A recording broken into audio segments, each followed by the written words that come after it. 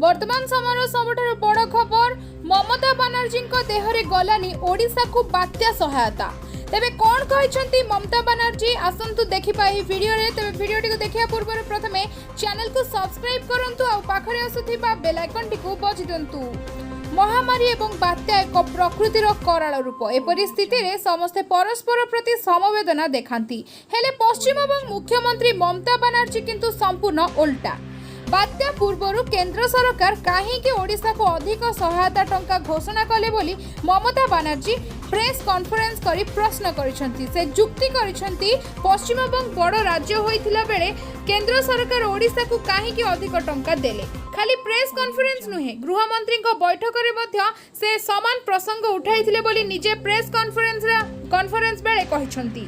केंद्र सरकार ओडिशा को 600 कोटी, आंध्र प्रदेश को 600 कोटी, पश्चिमबंग को 400 कोटी अग्रिम टंका घोषणा करिसेंती।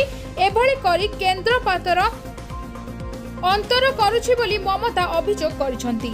ममता ओडिशा को अधिक टंकार सहायता काहेकि दियागला बोली कही बेंगल प्रति ममतांकर केते दरद अछि बोली प्रमाण करबाकू चेष्टा करिसेंती। किंतु ओडिशा को प्रसंग करी पश्चिमबंग रे राजनीति करिबार उद्देश्य कोन? ममता पाणीपाग विभाग द्वारा जारी होइतिबा प्रभावित स्थानर तालिका को ग्रहण करती ना निज राजनीतिक उद्देश्य रखी प्रभावित तालिका स्थिर करती? पड़ोशी राज्य भावे सकाळु संध्या दुई राज्य मध्य यातायात रही थाए, किंतु बात्यार प्रकोप जे ओडिशा उपरे अधिक थिला ताहा कोन ममता बुझी पारिलेनी ना केंद्र को दोष देबाकू जाय ओडिशा को काहेकि दियागला बोली प्रश्न करिसेंती। गत वर्ष एही समय बात्या आम्फान प्रभाव में ओडिशा बेंगल प्रभावित होइतिला। सेतेबेले ओडिशा को 500 कोटी देइथिबा बेले पश्चिमबंग को 1000 कोटी टंकार अग्रिम पैकेज घोषणा करथिले। सेतेबेले किंतु ओडिशा कहि नथिला काहेकि बेंगल को अधिक रिलीफ देला केंद्र।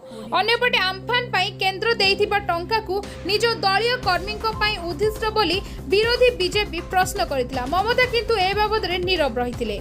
पाणीपाग विभाग कहितिला बात्या यास पश्चिमबंग एवं ओडिशा रे लैंडफॉल करिबो। एथिपई ओडिशा रा 8टी जिल्ला को रेड जोन अर्थात विपद तालिका रे रखा जायतिला, हेले पश्चिमबंग रो 20टी जिल्ला को ऑरेंज जोन रे रखा जायतिला अर्थात प्रस्तुति रहिबाकू कहितिला। किंतु बात्यार प्रभाव रे पश्चिमबंग रे प्रबल वर्षा हेबो बोली पाणीपाग विभाग सूचना दैतिला। एबे यस लैंडफॉल करि सारिछि एवं यह दुर्बल मध्ये होई सारिलानी।